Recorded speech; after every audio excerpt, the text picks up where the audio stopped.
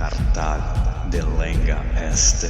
Urbe latericium evenit marmoriam reliquit. Vini, vidi, vec. Fabum essesuae cenque fortunae. Ceterum, Centheo, Cartaginem, F. delendem.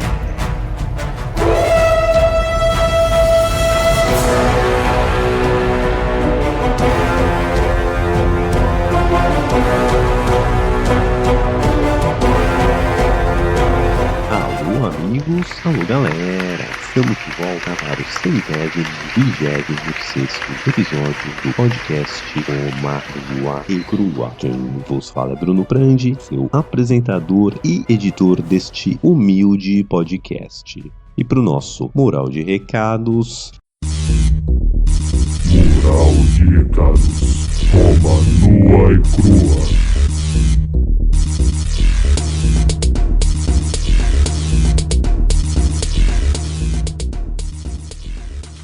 Muito bem, pessoal, queria aqui aproveitar para deixar um agradecimento especial para o nosso novo padrinho, João Gizzi. Ele já virou padrinho, já participou do episódio bônus e nem tive tempo aqui de agradecê-lo. Aproveitar a oportunidade para deixar também um abraço especial para Leandro Ripik. Ele não é padrinho, mas ele apresentou nosso podcast para Yuri Base, outro padrinho, então tá aqui aquele salve especial para vocês três. E quero aproveitar também, e deixar aqui o nosso Pix, brunoesquivelprandi@gmail.com, para quem quiser fazer uma contribuição pontual. E também tem o nosso padrinho, www.padrim.com/Roma Nua e Crua. Os links estão ali na descrição e quem puder ajudar sempre é muito bem-vindo. Dito isso, vamos para o nosso recapitulando.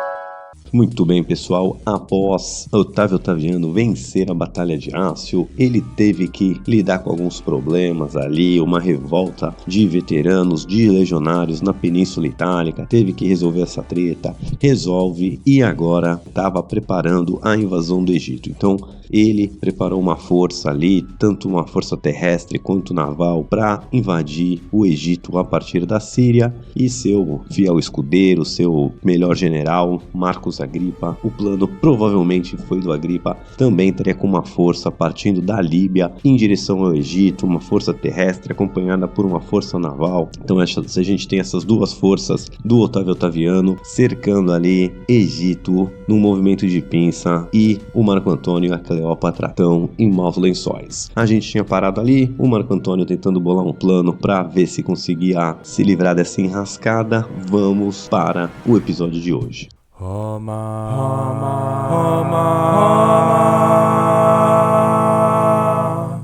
Roma nua e crua.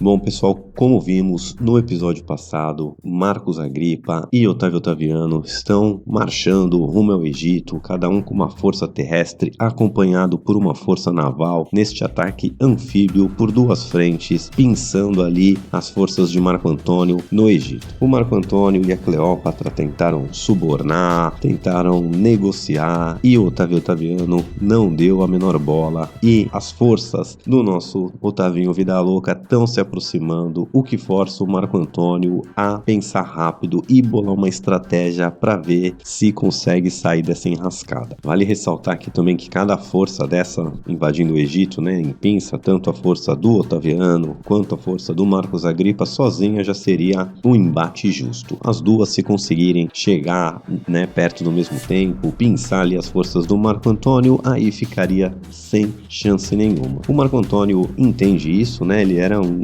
bom general, e ele tenta então juntar todas as tropas, juntar toda a marinha que tinha, e resolve fazer um plano ousado. Qual que era o plano do Marco Antônio? Não sei. Ele sabia que encarar as duas forças de uma vez não teria a menor chance, então ele bola uma estratégia do seguinte: ele vai juntar todas as suas forças e vai tentar primeiramente atacar a força ali de Otávio Otaviano, primeiro pelo Otávio Otaviano não ser um brilhante general como o Agripa, tirando? E segundo, que o Otávio Otaviano também que era o manda-chuva. Então se ele conseguisse ali vencer o Otávio Otaviano, se ele conseguisse de repente capturá-lo, ele ia estar numa posição privilegiada. Era uma tarefa difícil, mas possível. O problema depois é, mesmo que ele vencer, né, ele teria que lidar com a Agripa e seria o problema maior. Mas, como eu disse, se ele capturar ou se ele de repente matar ali o Otávio Otaviano, abre uma chance dele negociar com a Agripa e ele então vai pro tudo ou nada. Bom, Marco Antônio então prepara suas forças. A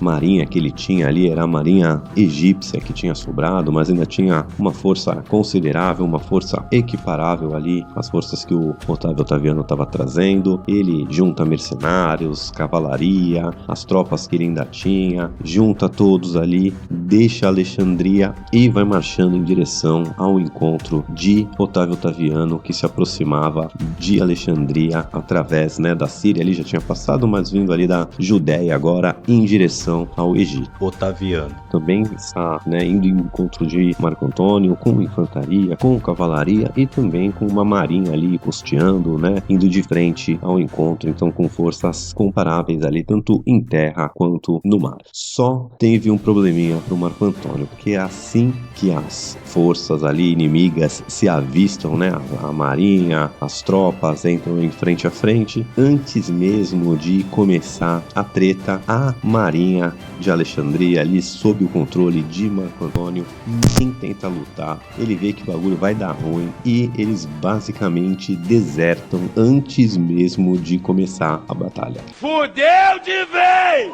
E não é só isso, pior ainda. Depois da marinha basicamente hastear a bandeira branca e se entregar sem nem começar a luta, a cavalaria também vê que deu ruim, que a marinha abandonou. Isso basicamente eliminou qualquer chance do Marco Antônio vencer. Cavalaria não quer ficar lá para bancar de herói, mete o pé também e basicamente fica Marco Antônio e a infantaria ali para lutar. O Marco Antônio já sabe que a partir daí não teria a menor chance de vencer, mas guerreiro que era, ele esperava morrer uma morte gloriosa lutando no campo de batalha. E mesmo apenas com sua infantaria, ele parte pro pau e avança contra as forças de Otávio Otaviano. Bom, o Marco Antônio então parte pro pau, faz alguns ataques ali com a sua infantaria, a linha romana ali, a linha de defesa do Otávio Otaviano, né, se posiciona, recebe, consegue repelir facilmente esses ataques, mata vários soldados do Marco Antônio, né, tava relativamente fácil agora, sem cavalaria, sem nada. Eles tentam algumas ondas de ataque, morre muito soldado, mas não o Tonhão. O desgramado não conseguiu nem morrer lutando em glória. Quando as suas forças ali afinaram muito e os soldados já não estavam mais a fim de lutar, eles então batem em retirada para Alexandria, completamente derrotados. You lose! Bom, Marco Antônio, ao entrar em Alexandria, não preciso dizer, não estava na melhor vibe. Ele chega lá revoltado, ele chega lá naquele baixo astral e dando um baita piti. Inferno!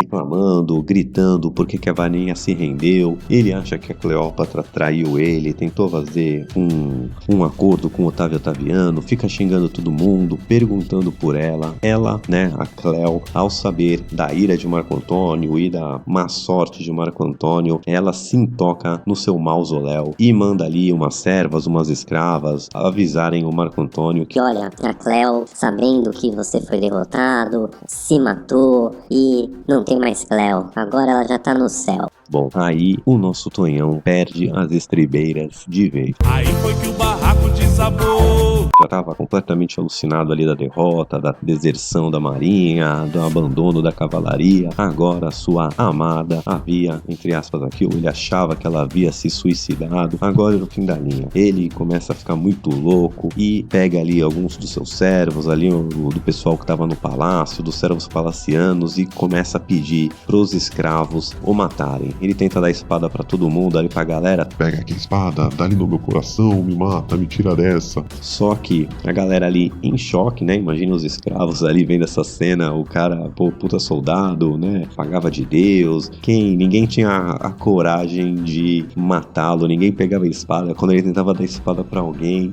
a galera metia o pé, fugia dele e ele lá completamente descontrolado tentando achar alguém. Aí ele pega um escravo seu chamado Eros, que então aceita a espada. Ele dá a espada pro Eros e, né, pede pra dar fim na vida dele, pra ele se juntar a Cleópatra no outro plano. Só que o Eros, esse escravo aí em choque, sem saber muito o que fazer naquela situação completamente inconveniente, ele faz a coisa mais, não sei se é engraçada, mas mais trágica possível. E ao invés de matar o Tonhão, ele se suicida, enfia a espada no peito e cai duro e morto. Eu prefiro morrer do que perder a vida! Tava difícil até o Tonhão arrumar alguém pra matar ele. Bom, o Tonhão ainda tenta achar algum outro algoz, mas como eu falei, a galera mete o pé, vem daquela cena, ninguém se propunha a matá-lo, nenhum algoz o Tonhão tava conseguindo arrumar, ou dia ruim pra ele, hein? E ele tem que tomar coragem então, pega a espada e tenta ali dar ali no coração. Mas, como eu disse, não era o dia do nosso Marco Antônio e ele erra, ao invés de perfurar ali o coração e ter uma morte rápida e indolor, ele acaba por apenas perfurar o estômago e começa a agonizar de dor e vai ter uma morte dolorosa, lenta e agonizante. Ali, enquanto ele tá no chão agora agonizando, que se feriu mortalmente, mas, né, algo que vai tomar tempo e muita dor, ele tenta ali, ensanguentado no chão, pedir, clamar pra alguém do palácio ali terminar o serviço, pegar a espada e dar um fim naquele dia trágico pro Tonhão. Essa cena, lógico, comove todo mundo, a notícia espalha ali do palácio e chega aos ouvidos da nossa Cleópatra, que estava ali no seu mausoléu. Ao saber da aflição de Tonhão, que ferido mortalmente, mas, né, agonizando de morte, ela se comove e manda ali alguns servos irem buscá-lo. Bom, como eu já disse antes, a Cleo estava no seu mausoléu e eu vou ter que explicar um pouquinho melhor como essa era a construção, né? Então, ele era basicamente uma construção de 2 andares e no andar de baixo ali, a Cleo tinha juntado todo o tesouro egípcio que ela conseguiu trazer dos 4 cantos do Egito, tudo que ela conseguiu juntar ali, aparentemente para também tentar negociar com o Otávio Otaviano, suborná-lo, sei lá, não dá pra gente saber, mas isso que aparenta. Então, no primeiro andar estava recheado de tesouro e algum material inflamável, e no andar de cima ela tinha como se fossem uns aposentos ali que ela tinha feito para ela. Então ela estava ali dentro do seu mausoléu com mais 2 servas. Só tinha um probleminha também, né? Lá dentro desse mausoléu ela também tinha um sistema ali, vou dizer, como se fosse uma tranca de emergência, que se alguém tentasse abrir a porta ou alguém acionasse lá o dispositivo por dentro, caía ali um bata-pedregulho atrás da porta, o que travaria a entrada de qualquer um, mas também a trancaria lá dentro. E basicamente, no meio desse pandemônio todo, esse dispositivo foi acionado, travando a porta, e quando os servos chegam ali com o Marco Antônio e tentam entrar, não conseguem. A Cleo então vai até uma sacadinha que tinha ali no segundo andar, né, que era a única forma de se comunicar. Começa a gritar ali para conversar com seus servos, pede para ver o Marco Antônio, que tá ali ensanguentado, agonizando. Esse mausoléu também não estava 100% concluído, então ainda havia algum material de construção ali em volta, eu vou dizer, havia umas cordas, umas roldanas, algo que o pessoal estava usando ali para subir pedras e coisas ali pro mausoléu. Então o pessoal lá meio que adapta essas roldanas ali, amarra na cintura do Marco Antônio a corda, e Cleo e as suas 2 servas ali começam então a içar o Marco Antônio ali pro segundo andar do mausoléu para passar seus últimos momentos com a Cleo. Mas, segundo Plutarco, o historiador aqui, fonte para esse podcast, era uma cena dantesca, eu vou chamar assim. Você imagina a Cleópatra puxando um cara, e com certeza, né, Marco Antônio muito mais forte, muito maior que ela, então não era uma tarefa fácil para as minazinhas, vou chamar assim, que estavam lá com a Cleo, junto com a Cleo, puxar o Marco Antônio, e elas vão se esforçando muito, uma gritaria porque ele urrava de dor, tentava esticar a mão para ela, todo ensanguentado, aquele fuzuê todo, vai chegando cada vez mais gente, mais curioso, começa tipo uma torcida lá embaixo da galera, né, pra Cleópatra e para suas servas conseguirem puxar o Marco Antônio, e vai lá naquela cena horrível dele sendo içado pela Cleo e suas servas, todo ensanguentado, todo esticando ali, ainda tentando, como eu posso dizer, alcançá-la, e com muito esforço elas conseguem trazer o Marco Antônio para dentro do mausoléu. Bom, assim que elas trazem o Marco Antônio, né, para dentro ali dos aposentos, e a Cleópatra se dá conta real do estado do Marco Antônio, né, ali tendo seus espasmos de morte, ensanguentado, ela meio que tem um ataque nervoso ali, começa também a urrar, começa a gritar, começa a se arranhar toda, começa a esfregar o sangue do Marco Antônio na cara, completamente descontrolada. O Tonhão então junta todas as suas forças, pede para ela se acalmar, pede para ela se controlar.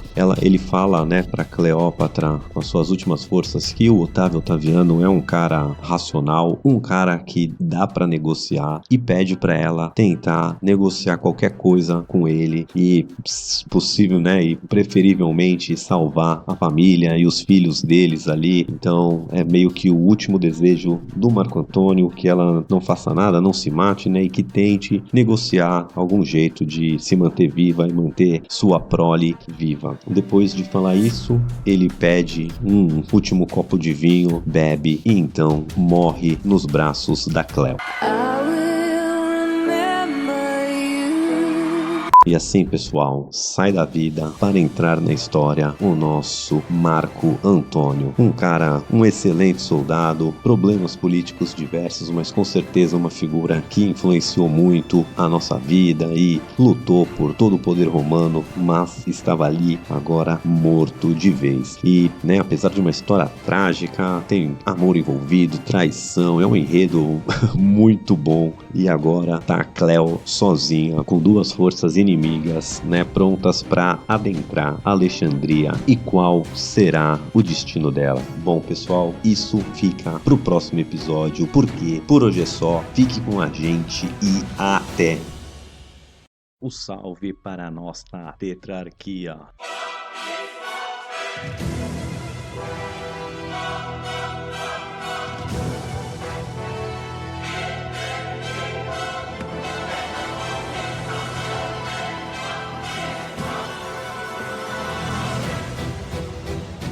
Imperator Maximus Nicolas Frandi, nossos Césares Lucas Frandi, Álvaro Desidério e César Casolari.